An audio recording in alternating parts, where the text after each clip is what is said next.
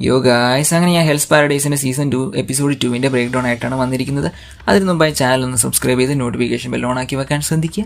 അപ്പോൾ നമുക്ക് നേരെ വീഡിയോയിലേക്ക് കിടക്കാം.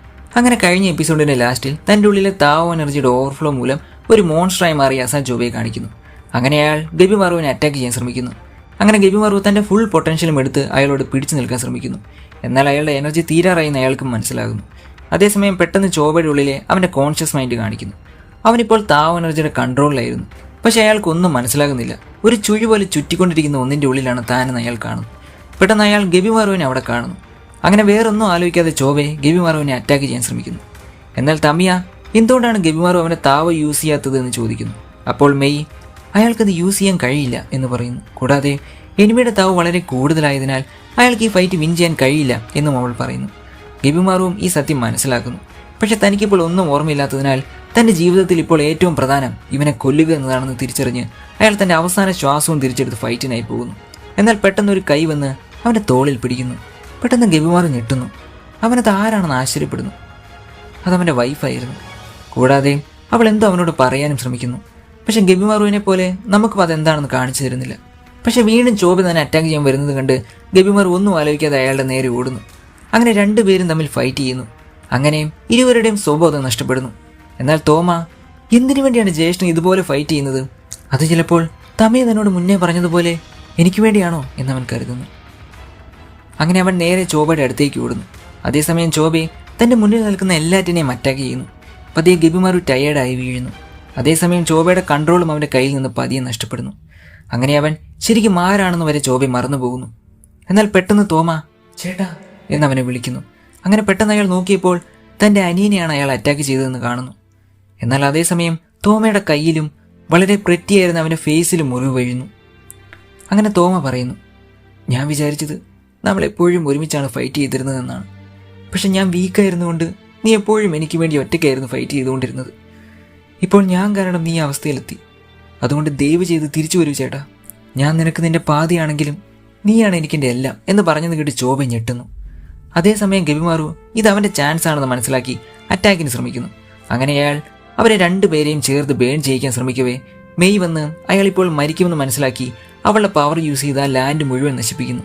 അങ്ങനെ ചോബെ താഴേക്ക് വീഴുന്നു. അതേസമയം തന്നെ അയാൾ കോൺഷ്യസ് ആയി തോമയെ തിരിച്ച് മുകളിൽ എത്തിച്ച് തനിക്ക് വേണ്ടി വെയിറ്റ് ചെയ്യണമെന്ന് പറഞ്ഞ ശേഷം അയാൾ താഴേക്ക് പോകുന്നു. അതേസമയം മെയ്യും അവളുടെ പവറിൻ്റെ ഓവർ യൂസ് മൂലം ടയേർഡായി വീഴുന്നു. അങ്ങനെ ഫൂച്ചിയും അയാൾ ബീറ്റ് ചെയ്ത ദോഷിയും വലിച്ചുകൊണ്ട് അങ്ങോട്ടേക്ക് വന്ന് അവൾ എങ്ങനെയാണത് ചെയ്തതെന്ന് കണ്ട് ആശ്ചര്യപ്പെട്ട് നോക്കിയപ്പോൾ മെയ് വളർന്നു വലുതായി ഒരു സ്ത്രീയായി മാറിയത് കണ്ട് അവർ ഞെട്ടുന്നു. അങ്ങനെ ചുറ്റും നോക്കി ഒന്നും മനസ്സിലാകാതെ അവർ ആരെങ്കിലും തങ്ങൾക്ക് എന്താണ് നടക്കുന്നതെന്ന് പറഞ്ഞു തരുമോ എന്ന് ചോദിക്കുന്നു.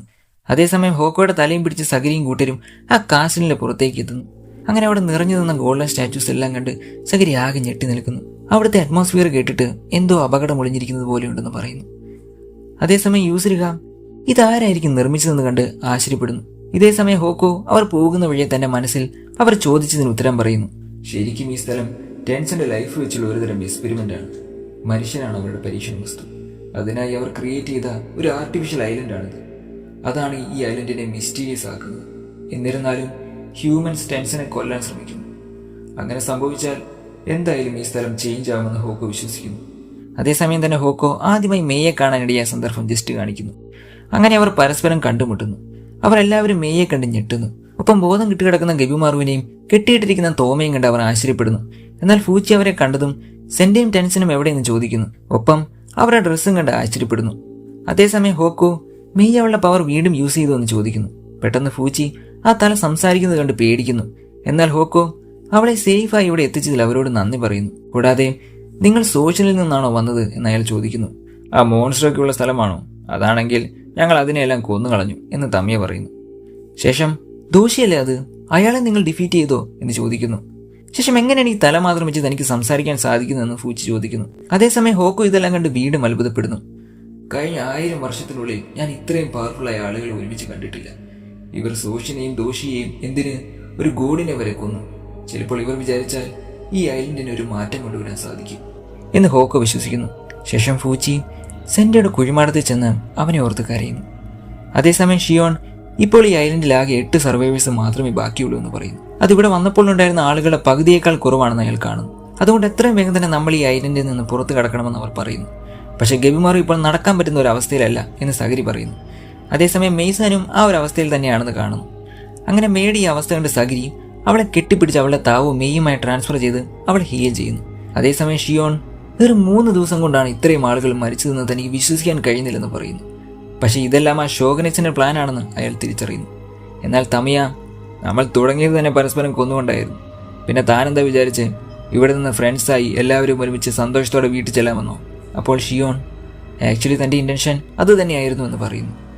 ശേഷം തോമയെ കാണിച്ചുകൊണ്ട് അങ്ങനെയാണെങ്കിൽ നിങ്ങൾക്കുള്ളിൽ ഒളിച്ചിരിക്കുന്ന ഒരു സ്നേഹിക്കാണ് അവനെന്നും അയാൾ പറയുന്നു. കൂടാതെ ഞങ്ങൾ ഇവനെ ജീവനോടെ വിട്ടിട്ടും ഇവൻ ഇതുവരെ ഒരു അക്ഷരം പോലും മിണ്ടിയിട്ടില്ല. ഇനി വേണമെങ്കിൽ നിങ്ങൾക്ക് വേണ്ടി ഞാൻ ഇവനെ കൊല്ലാമെന്ന് പറഞ്ഞയാൾ അവൻ്റെ അടുത്തേക്ക് ചെന്നതും സഗരി, ഇവൻ അയാളുമായി എന്താണ് ബന്ധമെന്ന് നമുക്കറിയില്ല. എന്നിരുന്നാലും ഇനി ആരും എൻ്റെ മുന്നിൽ വെച്ച് മരിക്കുന്നത് കാണാൻ എനിക്ക് കഴിയില്ല എന്ന് പറഞ്ഞവൾ അയാളെ തടയുന്നു. ശേഷം അവർ രണ്ടുപേരും തമ്മിൽ ഒരു ഫൈറ്റ് തുടങ്ങാൻ ഒരുങ്ങവേ യൂസരിഹ വന്ന് അതിനു മുന്നേ ഗബിമാറു ഇവിടെ കിടന്ന് മരിച്ചു പോകുമെന്ന് പറയുന്നു. അങ്ങനെ അവർ അയാളെ എങ്ങനെയെങ്കിലും രക്ഷിക്കണമെന്ന് തീരുമാനിക്കുന്നു. പക്ഷേ അവർക്ക് എന്ത് ചെയ്യണമെന്ന് അറിയില്ലായിരുന്നു. എന്നാൽ അവർ അവൻ്റെ അടുത്തെത്തിയതും ഗബിമാറു ഞെട്ടി എണീക്കുന്നു. എന്നാൽ ഫുൾ ഓർമ്മ നഷ്ടപ്പെട്ട ഗബിമാറു അവരെല്ലാം വളരെ ഡേഞ്ചറസ് ആയ ആളുകളാണോ എന്ന് സംശയിക്കുന്നു. സഗരി വന്ന് അവൻ്റെ മുറിവ് നോക്കാൻ തുടങ്ങിയപ്പോൾ ഗബിമാറു അവളെ കൈ തട്ടി മാറ്റി തന്നെ ഒറ്റയ്ക്ക് വിടാൻ പറയുന്നു. അങ്ങനെ അയാളുടെ ഈ സ്ട്രേഞ്ച് ആയ ആറ്റിറ്റ്യൂഡ് കണ്ട് സഗരി നീ ആരാണെന്ന് ചോദിക്കുന്നു. ഇത് കേട്ട് അയാളും ബാക്കി എല്ലാവരും ഞെട്ടുന്നു. പക്ഷെ അയാൾ ഞാൻ ഗബിമാറു ദ ഹോളോ എന്ന് പറയുന്നു.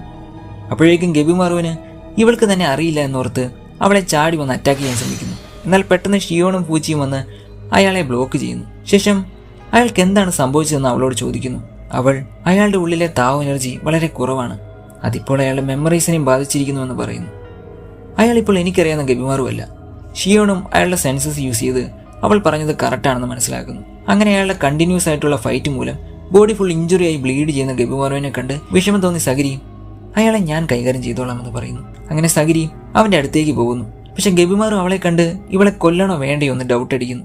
പക്ഷെ സഗരി അവനോട് സംസാരിക്കുന്നു. നീ എന്തിനാണ് ഇപ്പോൾ ഇവിടെ നിൽക്കുന്നതെന്ന് അറിയാമോ ഗബിമാറു? നിന്റെ ഓർമ്മകളെല്ലാം ഇപ്പോൾ നശിച്ചു. പക്ഷെ നിന്റെ ഉള്ളിലെ താവ് വെച്ച് അതിനെ സുഖപ്പെടുത്താൻ കഴിയും. ശരി, നമുക്കതൊന്ന് ശ്രമിച്ചു നോക്കാം. എന്നാൽ ഗബിമാറു പേടിക്കുന്നതുകൊണ്ട് സഗരി ഞാൻ ഒരിക്കലും നിന്റെ എനിമിയല്ല, ഞാൻ നിന്റെ എന്ന് പറഞ്ഞ് സഗരി ഒന്ന് സ്റ്റക്കാവുന്നു. അവൾ ശരിക്കും അവൻ്റെ ആരാണെന്ന് അവളും ഓർക്കുന്നു. തുടക്കം വെറും ഒരു എക്സിക്യൂഷൻ ആയിരുന്ന അവളിപ്പോൾ അയാൾക്ക് വളരെ വേണ്ടപ്പെട്ട ആളായി മാറിയിരിക്കുന്നു. അങ്ങനെ അവൾ ഞാൻ നിനക്ക് വളരെ വേണ്ടപ്പെട്ട ഒരു കൂട്ടാളിയാണ്. പക്ഷേ അവൾ വീണ്ടും അവനെ പിടിക്കാൻ ശ്രമിക്കുമ്പോൾ ഗബിമാറു അവളുടെ കൈ പിന്നെയും തട്ടി മാറ്റുന്നു. പക്ഷെ ദേഷ്യം വന്ന സഗരി അവനെ തന്നെ കട്ടാനെ യൂസ് ചെയ്ത് ഇടിച്ചു വീഴ്ത്തുന്നു. ശേഷം അവൻ വളരെ വീക്കായി ഒന്നും ചെയ്യാൻ പറ്റാതെ നിലത്തേക്ക് വീഴുന്നു. അപ്പോൾ അയാൾ ഇവൾ വളരെ സ്ട്രോങ് ആണോ എന്ന് കണ്ട് അത്ഭുതപ്പെടുന്നു. ശേഷം അയാളോട് അവൾ പറയുന്നു, നീ നിന്നെ താവ് ഓവറായി യൂസ് ചെയ്തല്ലേ, ഞാൻ എന്നെ നിന്റെ വേണ്ടപ്പെട്ട കൂട്ടാളിയാണെന്നാണ് വിശേഷിപ്പിച്ചത്. പക്ഷെ അങ്ങനെയല്ല, നമ്മൾ അതിലും ഡീപ്പറായ ഒരു റിലേഷൻഷിപ്പിലാണ്. പക്ഷെ അതൊന്നും ഇപ്പോൾ പറയാൻ സമയമില്ല. ഞങ്ങൾക്കിപ്പോൾ നിന്റെ ശക്തി ആവശ്യമാണ്. പക്ഷെ നിനക്കത് ഇഷ്ടമല്ലെങ്കിൽ എന്നെ തള്ളി മാറ്റാൻ നോക്കിക്കോ എന്നും അവൾ പറയുന്നു. എന്നാൽ ഗബിമാറു എത്ര ശ്രമിച്ചിട്ടും അവളെ തള്ളി മാറ്റാൻ അവന് കഴിയുന്നില്ല. അങ്ങനെ അയാളുടെ കയ്യിൽ കയറി പിടിച്ച് സഗരി അവൻ്റെ താവ് എനർജി റീസ്റ്റോർ ചെയ്യാൻ തുടങ്ങുന്നു. അങ്ങനെ ബാക്കിയുള്ളവർ ഇത് കണ്ട് ഇവരെന്താണ് ചെയ്യുന്നത്, ബോജിതസ് വല്ലതുമാണോ എന്ന് ചോദിക്കുന്നു. എന്നാൽ മെയ് അല്ല, പക്ഷെ അവർ കൈ പിടിച്ചിരിക്കുന്നതും അവരുടെ താവ് സർക്കുലേറ്റ് ചെയ്യുന്നതൊക്കെ കണ്ടിട്ട് ഏറെക്കുറെ അതുപോലെ തന്നെയാണെന്ന് പറയുന്നു. അങ്ങനെ അവൾ അയാളെ ഹീല് ചെയ്യുന്നു. പക്ഷേ സഗരിക്ക് ഇങ്ങനെ ഒരു സൈഡ് ഉണ്ടെന്ന് അവർക്ക് ആർക്കും അറിയില്ലായിരുന്നു. അതേസമയം ഷിയോൺ അവരുടെ താവ് തമ്മിൽ വളരെ കോമ്പാക്റ്റബിൾ ആണ്. അതിനാൽ അവർ തമ്മിൽ വേറെ എന്തോ ഒരു കണക്ഷൻ കൂടി ഉണ്ടെന്ന് പറയുന്നു. ശേഷം സഗരി നമ്മളുടെ എല്ലാവരുടെയും നല്ലതിനു വേണ്ടി നീ ഞങ്ങളോടൊപ്പം നിൽക്കണം. അതിനെല്ലാം പുറമെ നിനക്കൊരാളെ കാണാനില്ലേ എന്ന് അവൾ ചോദിച്ചത് കേട്ട് ഗബിമാറു ഞെട്ടുന്നു. അങ്ങനെ പെട്ടെന്ന് അവൻ്റെ വൈഫിൻ്റെ ഓർമ്മ വരുന്നു. അതേസമയം തന്നെ താഴേക്ക് ഉരുണ്ടു വീണുകൊണ്ടിരിക്കുന്ന ചോബയെ കാണിക്കുന്നു. അങ്ങനെ നിലത്തേക്ക് വീണ അയാളുടെ ഒരു കൈ നഷ്ടപ്പെട്ടെങ്കിലും അത് റീജനറേറ്റ് ആവുന്നു. ശേഷം ബോധം തിരിച്ചു വന്ന ചോബയ്ക്ക് താൻ താവ് എനർജി അയാൾ കൺസ്യൂംഡ് ആയെന്നും ആ മിസ്റ്റീരിയസും ഡേഞ്ചറസുമായ പവർ മൂലം എൻ്റെ കൺട്രോൾ തന്നെ നഷ്ടമായെന്നും അവൻ ഓർക്കുന്നു. പക്ഷേ താനത് യൂസ് ചെയ്യാൻ പഠിച്ചാൽ പിന്നെ തന്നെ ആർക്കും തടുക്കാൻ സാധിക്കില്ല എന്ന് അവൻ മനസ്സിലാക്കുന്നു. ശേഷം പെട്ടെന്ന് അയാളുടെ അടുത്തേക്ക് ഒരുപാട് മോൺസ്റ്റേഴ്സ് വരുന്നു. എന്നാൽ ചിരിച്ചുകൊണ്ട് ചോബയും ഇത് തന്നെയാണ് തൻ്റെ താവ് പ്രാക്ടീസ് ചെയ്യാൻ പറ്റിയ കറക്റ്റ് സമയമെന്ന് പറയുന്നു. ശേഷം അവിടുന്ന് കട്ട് ചെയ്ത് ഗബിമാറും കൂട്ടരും ഒരു ടണലിൻ്റെ ഉള്ളിലൂടെ സഞ്ചരിക്കുന്നത് കാണിക്കുന്നു. അപ്പോൾ അവർ ഈ ടെൻഷനെ പറ്റി സംസാരിക്കുന്നു. യൂസരിഹ, ഞങ്ങൾ 5 പേർ ചേർന്ന് ശ്രമിച്ചിട്ടാ അതിൽ ഒരാളെ കൊല്ലാൻ സാധിച്ചത്. ഞങ്ങൾ അയാളെ വെട്ടും തോറും അത് വളർന്നു വന്നുകൊണ്ടേയിരുന്നു. പക്ഷേ അയാൾ മരിച്ചത് ബാക്കി ടെൻഷൻസ് അറിയാൻ ചാൻസ് ഉണ്ട്. അതുകൊണ്ടാണ് അവർ അതിൽ ഒളിച്ചു നടക്കുന്നത്. ഇതേ സമയം തന്നെ ടെൻസൺ ലീഡറായ റിയോൺ അവർ നിന്നിരുന്ന കാസിലെത്തി അവിടെ സംഭവിച്ചതെല്ലാം കാണുന്നു. ഗബിമാറും ടെൻഷനെ കണ്ടിരുന്നില്ലേ എന്ന് ഷിയോൺ ചോദിച്ചപ്പോൾ കണ്ടിരുന്നുവെന്ന് അവനും പറയുന്നു. അങ്ങനെ അയാൾക്ക് തന്നെ മെമ്മറീസ് തിരിച്ചു കിട്ടിയത് കണ്ട് സഗരിക്ക് സന്തോഷമാവുന്നു. കുറച്ചേ തനിക്ക് ഓർമ്മയുള്ളൂ എന്ന് പറഞ്ഞ് ഗെബിമാറു അവൻ മുന്നേ അങ്ങനെ ചെയ്തതിന് അവരോട് സോറി പറയുന്നു.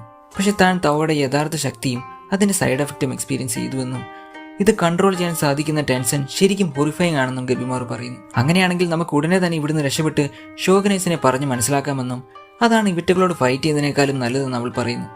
പക്ഷേ അങ്ങനെ തിരിച്ചു പോയാൽ ചിലപ്പോൾ തന്റെ വൈഫിനെ തനിക്ക് കാണാൻ കഴിയില്ല എന്ന് പറഞ്ഞ ഗെബിമാറുവിനോട് യൂസരിക ആ സത്യം അയാളോട് തുറന്നു പറയുന്നു.